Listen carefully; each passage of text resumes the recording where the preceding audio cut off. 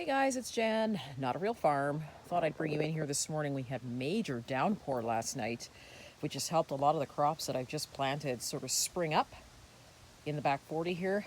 But I need to get real. Now it's time to basically pick a lot of these tomatoes. We do have good weather in terms of daytime temperatures, going into the 70s still, which the tomatoes, as you can see, are starting to love it, but the nighttime temperatures are obviously causing them to crack. So before it gets too bad, we're just going to pick a lot of them off, and I may pick some of the green ones that I can see. I mean, look at all these green tomatoes in here. I may pick some of the green ones in here because I know I might not necessarily have enough time to get them to turn. But lots of really beautiful tomatoes in here. It's September 11th. This is really good for my zone. Still producing tomatoes that are turning red. I mean, some of these are softball size. Let's turn around here and take a look. If you take a look under here, I've even got tomatoes all the way at the bottom producing and turning red. And I'm surprised. Some of these are Cherokee purples, so we've got one actually here that is just about ready. So we're going to pick some of these and get them out of here. I need to start making some room back here and see what we can grow. Maybe throw in another bean crop and can those before the end of the year. Yeah, we got tomatoes in here too. This bed here, even though the tomato plants are vibrant, as you can tell, a lot of them are just actually starting to flower. There really isn't any tomatoes on these vines to speak of.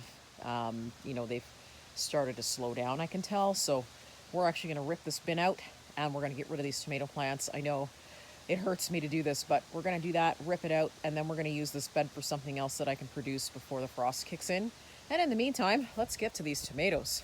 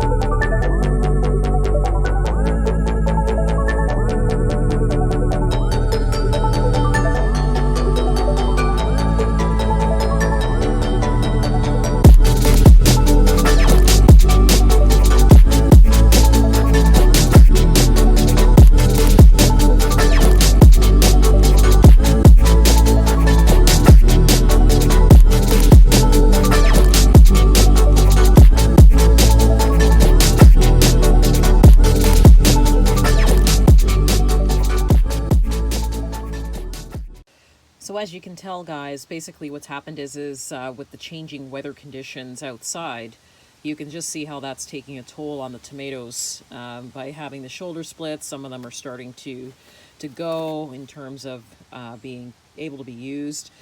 The temperatures have actually started crawling down, to 7 degrees Celsius overnight. So the tomatoes are now starting to show that. So most likely what will happen is, because the temperatures will be in the 70s, I might get a few more that will turn out here. But the tomatoes on the outside of the bed are on their last leg. But actually the Cherokee tomato I got was really beautiful. I was really happy with that. It does show signs of a little bit of splitting, but hey, I'll take it. That was really cool. I really, really like the shape of this one. It came out really nice. Let's check the greenhouse and see if we've got any more tomatoes that are actually turned in there that we can pick and add to the basket.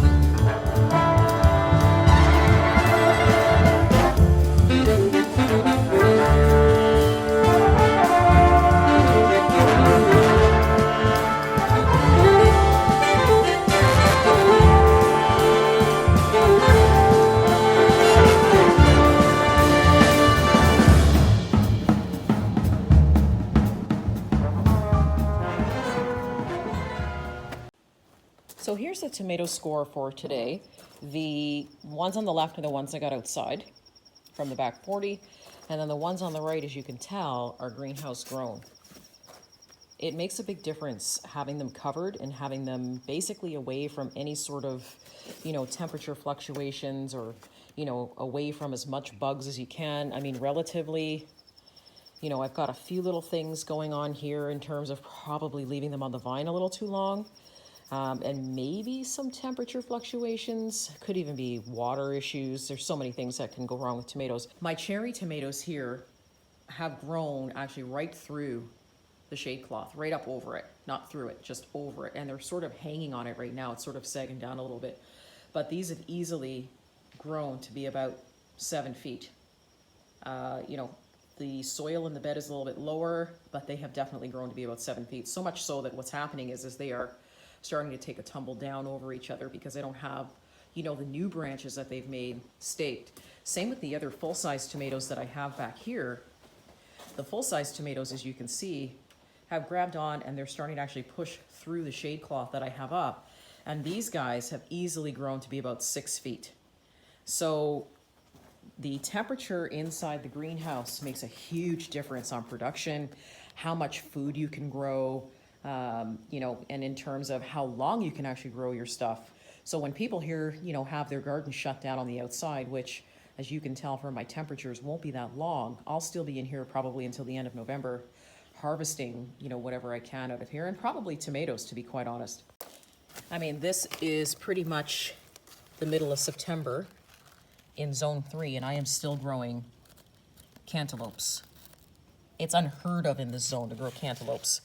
So, like I said, guys, if you have the opportunity to just even get yourself something, even a 3x5 or a 4x4, some sort of, growing tent to grow your stuff in, it makes a huge difference on the production value of what you get for your money.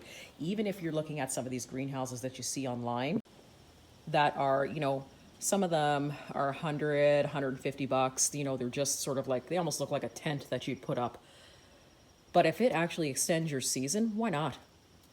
You spent $100 and you probably grew, $500, $600 worth of food. Because you can tell, I know that you can tell when you're going to your local grocery stores now that some of the prices have actually shot up. Actually, the majority of prices have shot up. So 120, even let's say $150 for $600 or so worth of food for the season, I'll take it. It doesn't have to be an expensive high tunnel or a full out greenhouse. It can just be something that helps you, sustain yourself and put food away for the summer to get you through the winter. And there's some really great recipes too that you can put your cherry tomatoes and your regular tomatoes away. You can also pickle your tomatoes too. I don't know if anybody's tried that, but that works as well. So just sharing with you basically what I picked for today. These are going to be processed and put away. Some of these here are just going to be for fresh eating. I do see that there are a couple of people asking me if I've got any tomatoes today for sale, so we'll see what happens with that. But I just wanted to share with you basically what the difference is between growing outside and growing inside under cover. Huge, huge difference.